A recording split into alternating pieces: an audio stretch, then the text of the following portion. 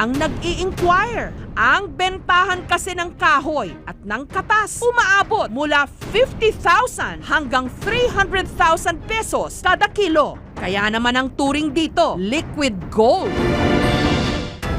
Maraming araw ngayon sa ating mga kababayan dito yumaman. Ito ang puno ng agar o lapnisan. Ano bang meron sa punong ito? Sa video, makikitang pinaaapuyan ang kahoy ng lapnisan para raw malaman kung magandang klase ang langis nito.